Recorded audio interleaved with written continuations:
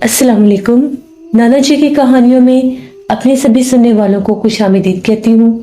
उम्मीद करती हूँ आप सब लोग खैरियत से होंगे, जहाँ होंगे खुश होंगे और मेरे चैनल पर नाना जी की कहानियों को बहुत पसंद भी करते होंगे। आज आप लोगों के लिए नाना जी की एक और बहुत ड्रावनी कहानी लाई हूँ, जिसे आप लोग बहुत पसंद करेंगे।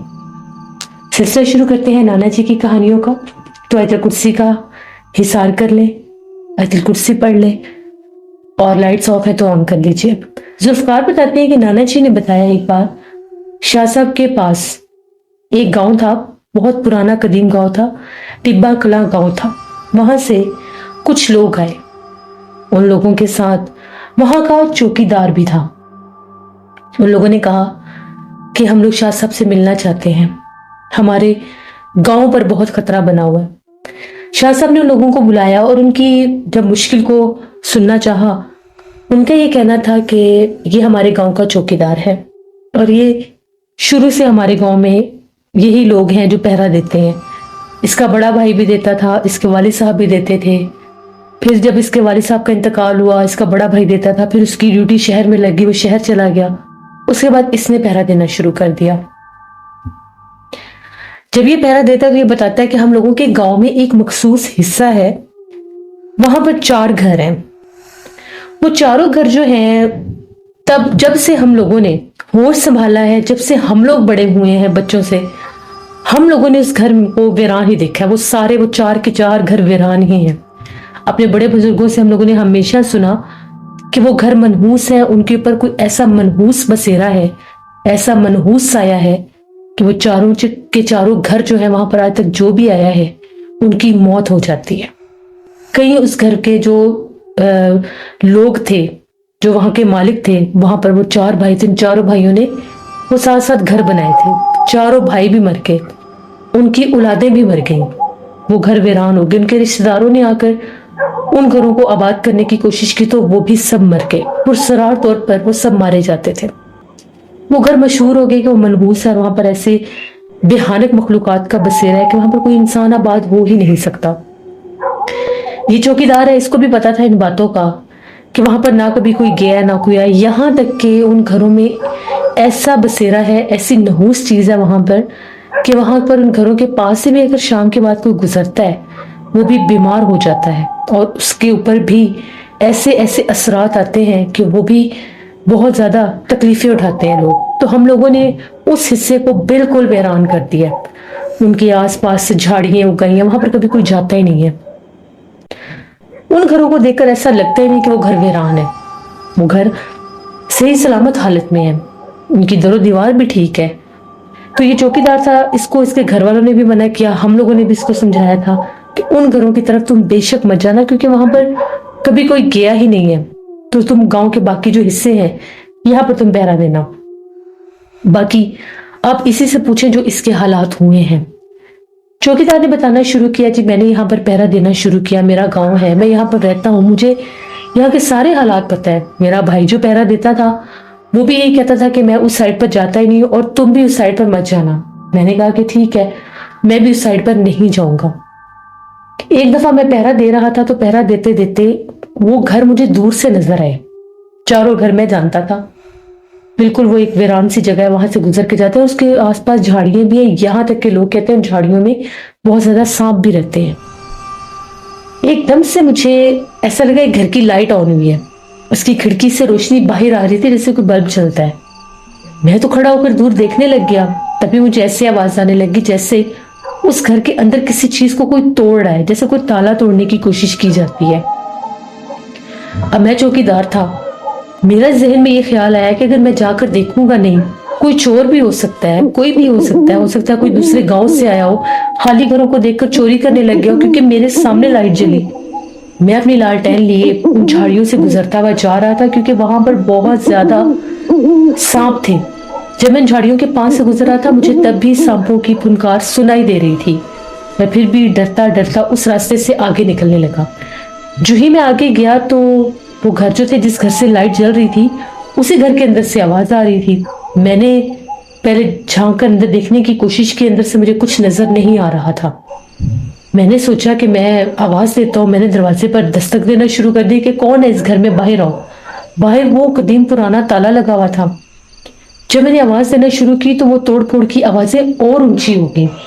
مجھے بڑا تعجب ہوا کہ اگر کوئی چور ہو تو وہ تو ڈر جائے گا. میں نے پھر آواز دے دی کہ بھائی کون ہو تم یہاں پر, جواب دو تم کون ہو. لیکن کوئی آواز نہیں آئی. جو ہی اب میں ارادہ بنا رہا تھا کہ میں دیوار پھلانگ کر اندر جا کر دیکھتا ہوں کہ اندر معاملہ کیا ہے, کون ہے یہاں پر.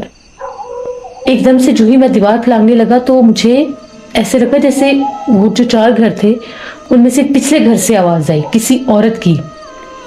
وہ عورت جیسے کہہ رہی ہے کہ اس گھر میں آؤ. اس نے واضح لفظ بولا, اس گھر میں آؤ. جب میں نے پلٹ کر دیکھا تو اس گھر کی لائٹ بھی جل رہی تھی. 2 گھروں کی کھڑکیوں میں سے لائٹیں باہر آ رہی تھی جیسے اندر بلب جل رہے ہیں.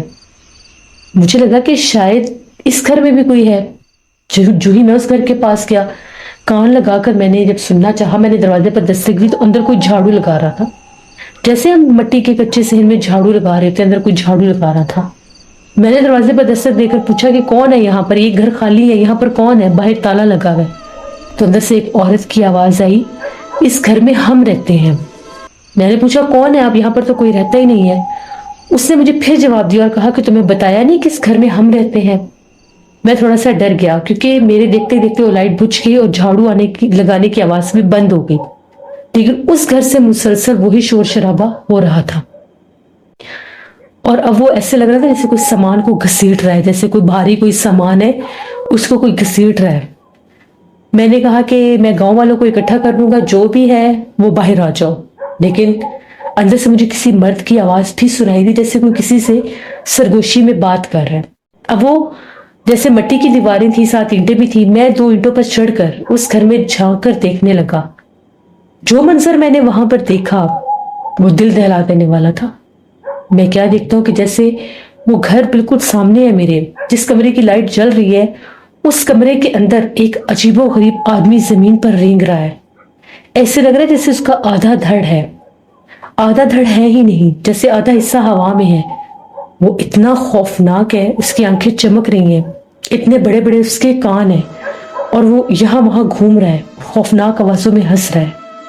یہ منظر دیکھنے کی دیر تھی, میرا ایک دم سے پتہ نہیں کیسے میرا توازن بگڑا, میں نیچے اترنے لگا, میں گر گیا. اور جب میں گرا, میں اٹھنے لگا تو مجھے ایسا لگا میرے سر کی طرف کوئی کھڑا ہے. جو ہی میں نے دیکھا وہ بہت قداور تھا, ایسے لگ رہا تھا کوئی بہت لمبا وجود ہے. وہ ایک عورت تھی.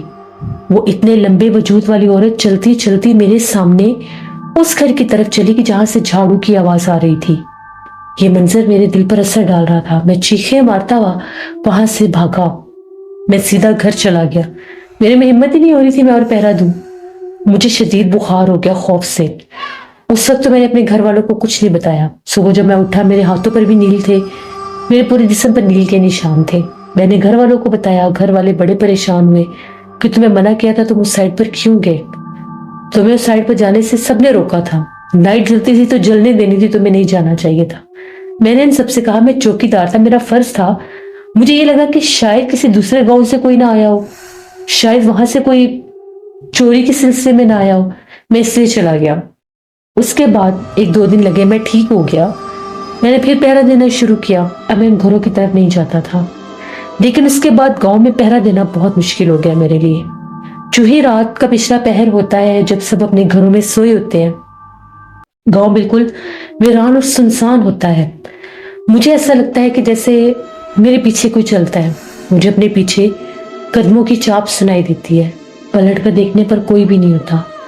کبھی مجھے ایسے لگتا ہے کہ اب میں چل کے جا رہا ہوں, میں نے لالٹین پکڑی ہوئی ہے, ایسے لگتا ہے کہ میرے ساتھ کوئی چل رہا ہے.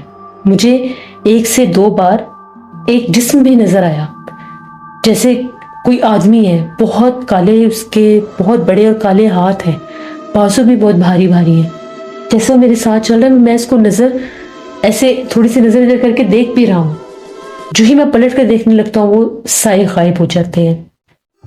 اس کے بعد جب میں اپنے گھر واپس جاتا ہوں, گھر واپس جا کر گھر والے سوئے ہوتے ہیں, میں جا کر اپنی چارپائی پر لیٹتا ہوں. تھوڑی ہی دیر گزرتی ہے, دروازے پر کوئی دستک دے کر مجھے آوازیں دینے لگ جاتا ہے. اگر میرے علاوہ کوئی گھر والا اٹھ کر دیکھے تو باہر کوئی بھی نہیں ہوتا.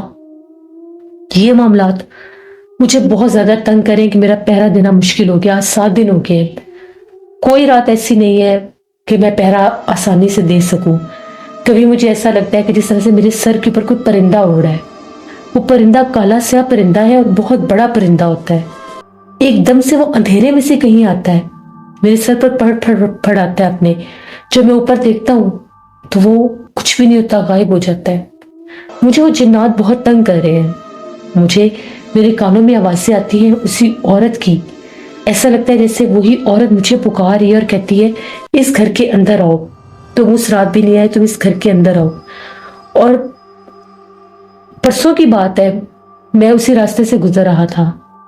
پھر سے میں نے انہیں گھروں میں روشنیاں جلتی دیکھی, لیکن جس گھر سے جھاڑو لگنے کی آواز آ رہی تھی آج میں نے اس کے پاس اسی عورت کو باہر کھڑے دیکھا. ایسے لگ رہا تھا کہ کوئی بہت لمبا سا کوئی کھمبا کھڑا ہوا ہے. اس نے سفید کپڑے پہنے ہوئے تھے اور پلک چپکتے جیسے وہ چلتے ہوئے میرے قریب آنے لگی. میں نے اسی ٹائم لالٹین اوپر کی, جب اس کی روشنی اس پر پڑی تو وہ غائب ہو گئی. مجھے بہت ڈر لگ رہا ہے, مجھے بچا لیں. مجھے یہ خوف آ رہا ہے کہ کہیں وہ جنات مجھے جان سے نہ مار دیں, جیسے وہاں پر مقیم لوگوں کو انہوں نے جان سے مار دیا. جیسے گاؤں کے سبھی لوگ باتیں کرتے ہیں کہ وہاں پر کوئی چلا جائے تو وہ زندہ نہیں بچتا. میں اتنا خوفزدہ ہوں کہ میں پہرا نہیں دے پا رہا, اور ہمارے گاؤں میں جیسے چوریاں شروع ہو گئی. آج 3 دن ہو گیا میں پہرا نہیں دے رہا, اور بہت سے لوگوں کا نقصان ہوا ہے. بہت سے لوگوں کے جانور بھی کوئی کھول کر لے گئے. اس کے علاوہ گاؤں کے لوگ کہتے ہیں کہ آج ہی رات کے وقت ہمارے گھروں کی چھتوں پر ایسے لگتا ہے کوئی بھاگتا ہے, کوئی بہت بھاری قدموں کے ساتھ چھتوں کے اوپر رات بھر دوڑتا ہے, شور مچاتا ہے, چیخیں بھی سنائی دیتی ہیں. اتنا ہی نہیں, رات جب گہری ہو جاتی ہے ان گھروں کی طرف سے مدھم مدھم رونے کی آوازیں بھی سنائی دینے لگی ہیں. پورے گاؤں میں خوف پھیل گیا ہے. میری غلطی یا کوتاہی یا مجھ سے جو بھی جانے انجانے میں ہو گیا, میری نیت بالکل بھی نہیں تھی کہ گاؤں پر کوئی مصیبت آئے, لیکن اب میں خود بہت خوفزدہ ہوں, میری مدد کیجیے. شاہ صاحب نے اس کی ساری باتیں سنی.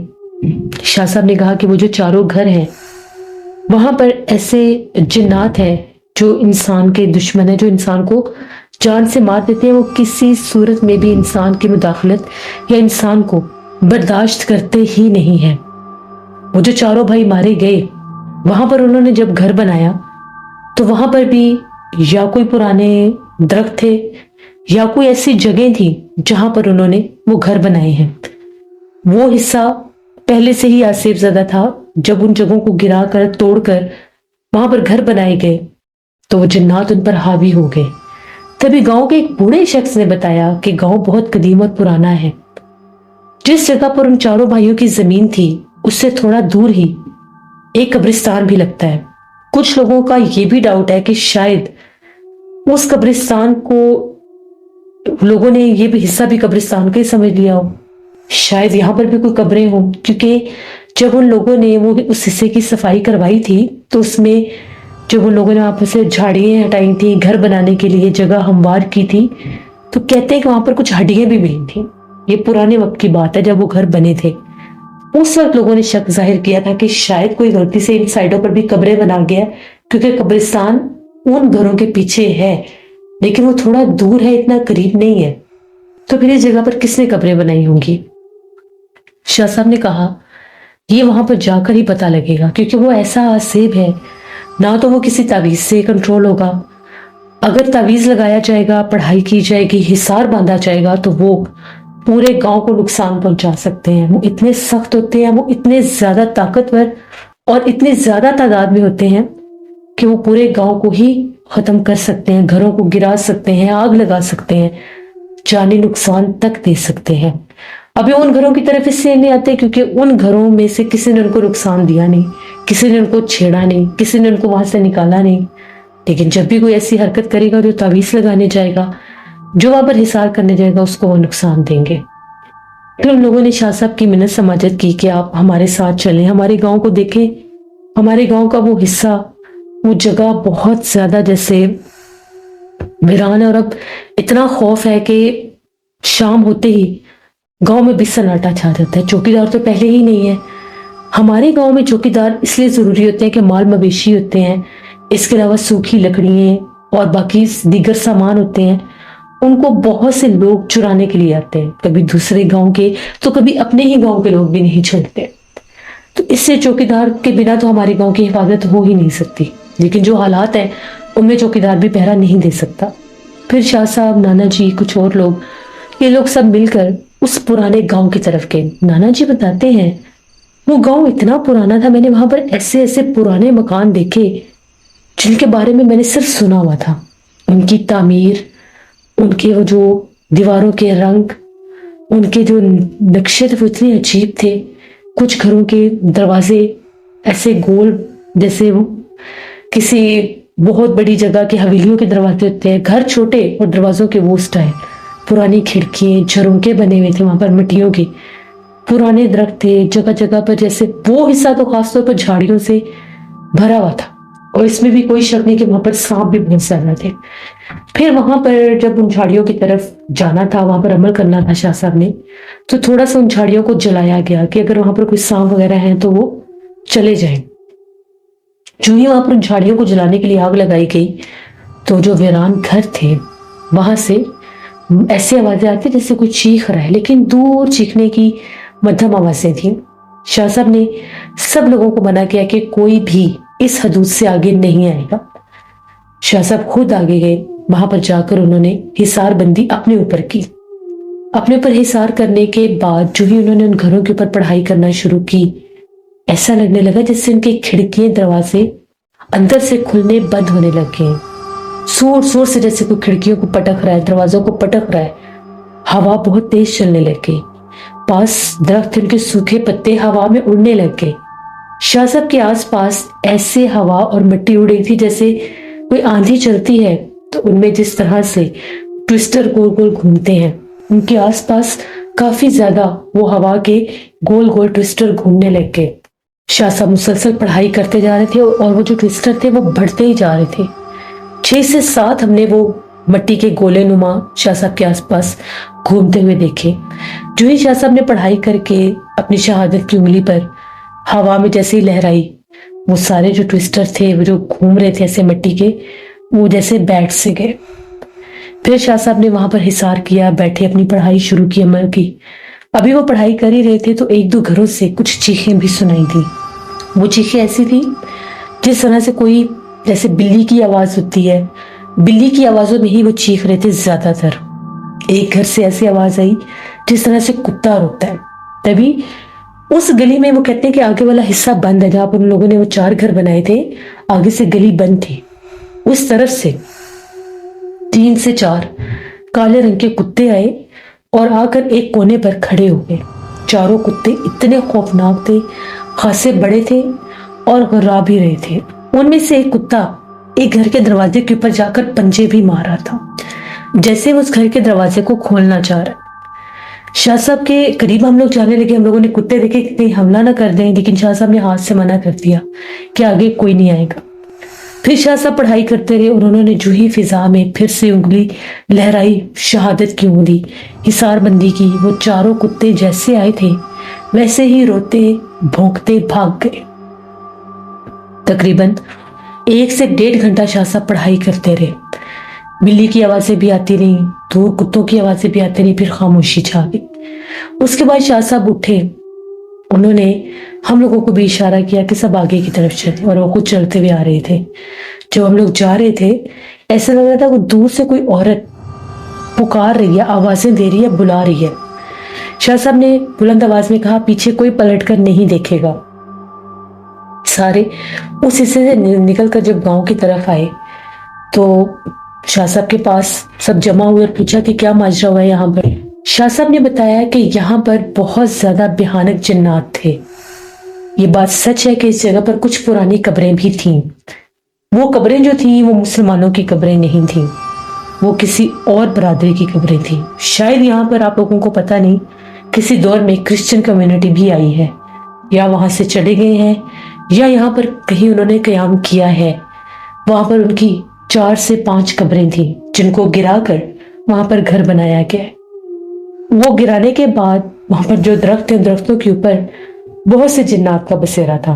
और पहले ही वो जगह जैसे कब्रों वाली थी, कब्रिस्तानुमा जगह थी, اس لیے وہ جنات زیادہ حاوی ہو گئے اور ان کے دشمن بن گئے۔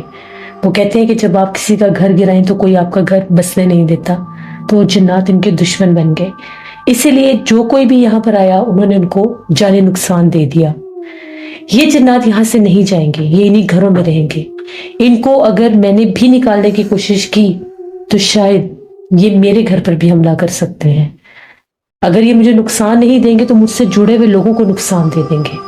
اس سے میں نے ان جنات کو گھر کے اندر قید کر دیا ہے۔ ان چاروں گھروں میں وہ جنات قید ہیں، وہ کسی کو نقصان نہیں دیں گے۔ وہ اب آپ کو گاؤں کی گلیوں میں نظر نہیں آئیں گے، وہ چوکیدار کے پیچھے نہیں بھاگیں گے۔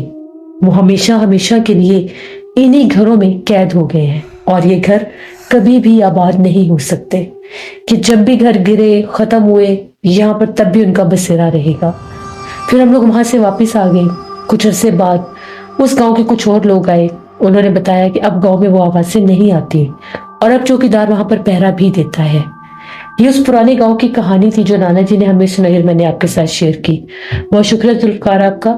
جس سے یہ بات بالکل ٹھیک ہے کہ جو پرانے زمانے کے گاؤں ہوتے ہیں، جو پرانی جگہ ہوتی ہیں، وہاں پر پتہ نہیں ہم لوگوں سے پہلے، وہاں پر نئے آنے والے لوگوں سے پہلے کیا کچھ ہوا ہوتا ہے، کون کون وہاں پر رہ کر گیا ہوتا ہے، کوئی نہیں جانتا۔ اور پھر جب مٹی کے گھر ہوتے ہیں، وہاں پر چھوٹے چھوٹے مٹی کے جیسے ڈھیر ہوتے ہیں، سمجھ میں نہیں آتا کہ یہ کون سی جگہ ہے۔ شاید ان سے بھی یہ غلطی ہوئی اور انہوں نے وہ قبریں گرا دی ہوں اور وہاں پر گھر بنا دیے ہوں۔